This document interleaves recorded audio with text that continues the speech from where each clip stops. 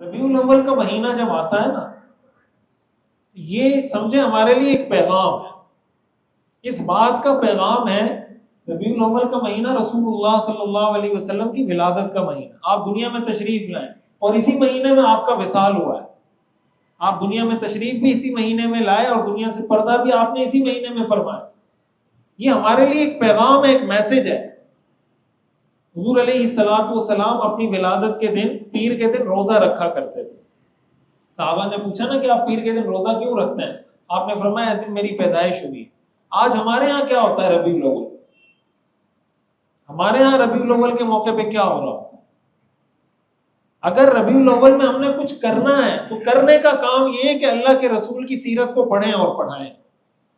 ہمارے ہاں سیرت کا جو مضمون ہے اسی کو سیرت کہتے ہیں. یہ بتایا اس لیے رہا ہوں، میں سرگودا میں ایک جگہ بیان تھا ڈیفنس میں میرا، میں بیان میں نے یہ بات کی کہ ہمیں سیرت کا مطالعہ کرنا چاہیے. کہ میں بیان سے فارغ ہوا، ایک نوجوان لڑکا میرے پاس آیا، کہنے لگا مفتی صاحب آپ نے ابھی ایک کتاب کا نام بتایا تھا وہ مجھے لکھوا دیں. مجھے تو کتاب کا نام ہی، میں نے کہا میں نے تو کسی کتاب کا نام نہیں لیا. کہا نہیں آپ نے کہا تھا کہ مطالعہ کیا کریں. میں نے کہا میں نے سیرت کا کہا تھا، سیرت کتاب نہیں ہے، یہ سبجیکٹ ہے. سیرت پہ تو 20 کتابیں، کسی بھی کتاب کا مطالعہ کر لیں. تو ہمارے بچوں کو تو یہ نہیں پتا کہ سیرت سبجیکٹ کا نام، وہ کہتے ہیں یہ کون سی کتاب ہے سیرت. اور ایسا سبجیکٹ ہے سیرت، افسوس کی بات ہے کہ نہ مدرسوں میں پڑھایا جاتا ہے، نہ اسکولوں میں پڑھایا جاتا ہے، نہ کالجز میں، نہ یونیورسٹیز میں، کہیں نہیں پڑھایا جاتا. نتیجہ کیا ہے کہ ہر آدمی کا اپنا دین ہے. پٹھان کا اپنا دین ہے، پنجابی کا اپنا دین ہے، سرائکی کا اپنا دین ہے، بلوچی کا اپنا دین ہے، ہر آدمی کا اپنا دین. کیوں؟ اپنے کلچر کو دین بنا دیا. مثال کے طور پر میرے ذہن میں غیرت کا کوئی تصور ہے میرے کلچر میں. اب جب میں مفتی بنوں گا تو میں اس کلچر کو دین بنا کے پیش کروں. آپ کے ذہن میں غیرت کا ایک تصور ہے، آپ جب مفتی بنیں گے آپ اس کو دین بنا کے پیش کریں گے. کیوں؟ اس لیے کہ اللہ کے رسول کی سیرت تو پڑھی نہیں. اللہ کے رسول کی سیرت پڑھتے تو پتہ چلتا ہے یہ غیرت ہے، یہ بغیرتی ہے، یہ صحیح کام ہے. مثال کے طور پر بیوی کو سفر میں ساتھ لے کر جانا. آپ کہیں جا رہے ہیں کسی دوسرے ملک میں، آپ نے بیوی کا بھی پاسپورٹ بنایا، اس کو بھی ساتھ لے کر چلے گئے. ہمارے معاشرے میں بہت سے معاشرے ایسے ہیں جن میں اس کو برا سمجھا جاتا ہے یا نہیں؟ ایسے لوگ ہیں نا کہ جو سمجھتے ہیں بیوی کو لے گیا، بھائی سعودیہ جا رہا تھا عمرہ کرنے، بیوی کو بھی لے گیا، قطر جا رہا تھا بیوی کو لے گیا. برا سمجھا جاتا ہے نہیں سمجھا جاتا؟ آپ ذرا سیرت کا مطالعہ کریں. رسول اللہ صلی اللہ علیہ وسلم نے جتنے سفر کیے ہیں ان کے اسفار میں آپ کو شاید ہی کوئی سفر ملے گا جس میں آپ کی زوجہ آپ کے ساتھ ہو.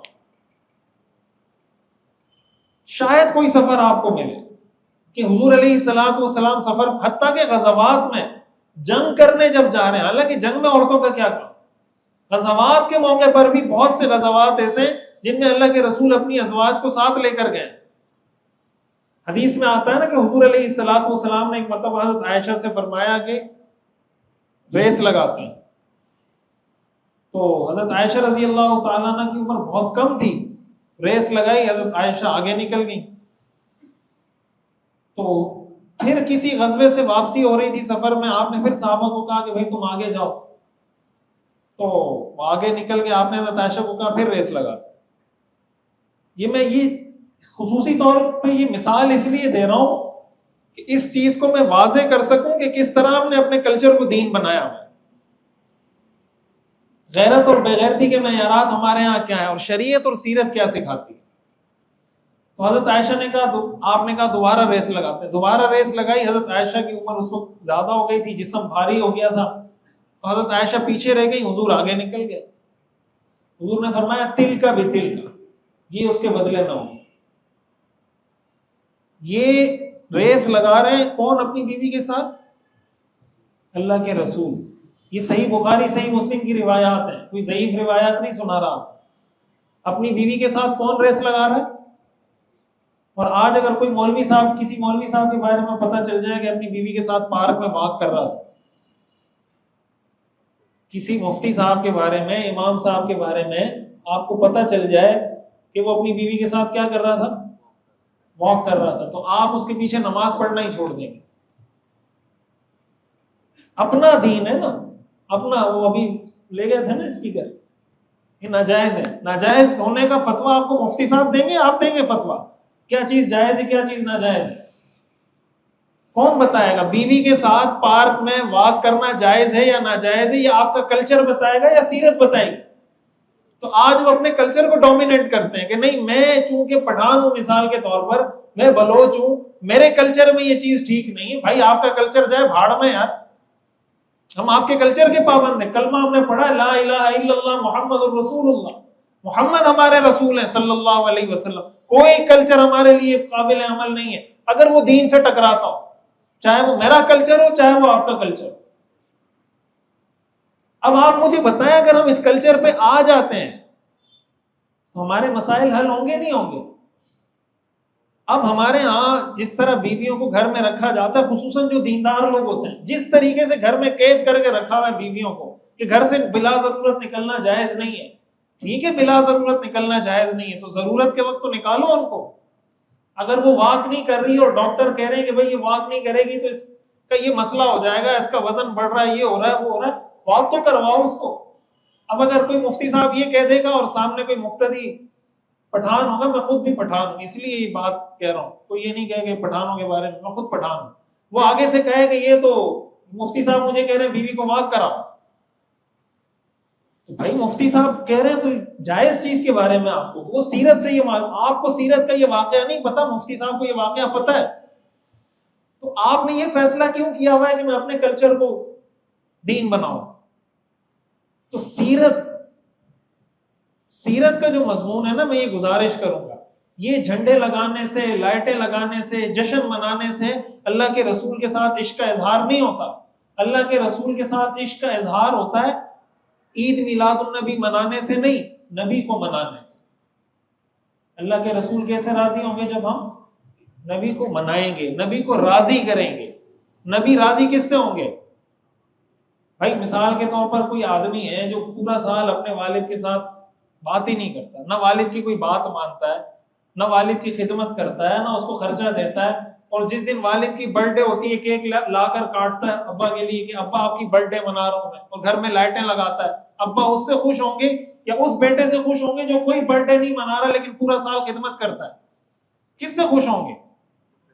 تو ہم تو خدمت سے خوش ہوتے ہیں، اللہ کے رسول کو لائٹوں سے خوش کر رہے ہیں. اللہ کے رسول ان لائٹوں سے خوش ہوں گے؟ صحابہ کے دور میں یہ لائٹیں تھی، تابعین کے دور میں یہ لائٹیں تھیں. اس طریقے سے جشن کسی صحابی نے منایا ہے؟ صحابہ نے جشن جو منایا وہ اتباع کے ذریعے منایا، اللہ کے رسول کی سنتوں کو فالو کیا ہے.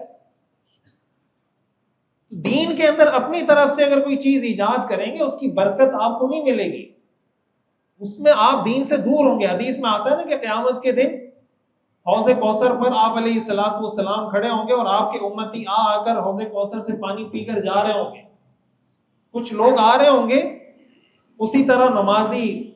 حدیث میں آتا ہے نا صحابہ نے حضور سے پوچھا کہ آپ اپنی امت کو کیسے پہچانیں گے؟ اتنے سارے انسان ہیں آپ کو کیسے پتہ چلے گا کہ یہ میرے امتی ہیں؟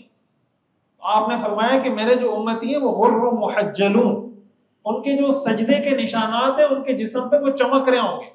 جیسے یہاں سجدہ گھٹنے سے سجدہ کرتا ہے آدمی، ہاتھ سے کرتا ہے، پیشانی سے کرتا ہے، جو سجدے کی جگہ یہ جگہ چمک رہی ہوں گی. آپ نے فرمایا میں اپنی امت کو اس سے پہچانوں گا کہ جو سجدے کے مقامات ہیں، گھٹنے، ہاتھ ہیں، پیشانی ہیں، پاؤں ہیں، پتہ چل رہا ہوگا کہ یہ نماز پڑھتا تھا. اسی طرح لوگ آ رہے ہوں گے، فرشتے ان کو پکڑ کے دور کر دیں گے. تو حضور فرمائے کہ یہ تو میرے امتی ہیں، اس لیے کہ آپ کو نشان نظر آ رہے ہوں گے کہ نماز پڑھتے تھے سب کچھ، یہ تو میرے امتی ہیں. فرشتے آگے سے کہیں گے انک لا تدری ما احدثوا بعدک، آپ کو نہیں پتا آپ کے جانے کے بعد انہوں نے دین میں کیا کیا بدعتیں ایجاد کی. یہ اتنا بڑا گناہ ہے بدعت. ایک عرب عالم کا میں بیان سن رہا تھا، وہ کہہ رہے تھے کہ مجھ سے کسی نے پوچھا کہ آپ جشن کیوں نہیں مناتے؟ تو کہا میں اس لیے نہیں مناتا کہ مجھے اللہ کے رسول سے محبت ہے، مجھے اللہ کے رسول سے محبت ہے اس لیے نہیں مناتا. اگر محبت نہیں ہوتی تو منانا ہو. ہمارے ہاں کہتے ہیں سوائے ابلیس کے جہاں میں سارے خوشیاں منا رہے ہیں. تو صحابہ نے یہ خوشی منائی ہے؟ صحابہ نے خوشی منائی ہے یہ والی؟ تابعین نے منائی ہے؟ تبع تابعین نے منائی ہے؟ تو یہ جو نعرہ لگاتے ہیں کہ سوائے ابلیس کے جہاں میں سبھی خوشیاں منا رہے ہیں، تو منانے والے ابلیس ہیں یا نہ منانے والے ابلیس ہیں؟ صحابہ نے تو نہیں منایا، تابعین نے تو نہیں منایا، تبع تابعین نے تو نہیں منایا، انہوں نے اتباع کی ہے، انہوں نے فالو کیا ہے۔ فالو کرنا مشکل ہے، جشن منانا آسان ہے، سال میں ایک مرتبہ برتھ ڈے کا کیک کاٹنا آسان ہے، والدین کی خدمت کرنا مشکل ہے۔ ہم یہ کرتے ہیں کہ سال میں ایک دفعہ برتھ ڈے منا لو، سارے سال چھٹی۔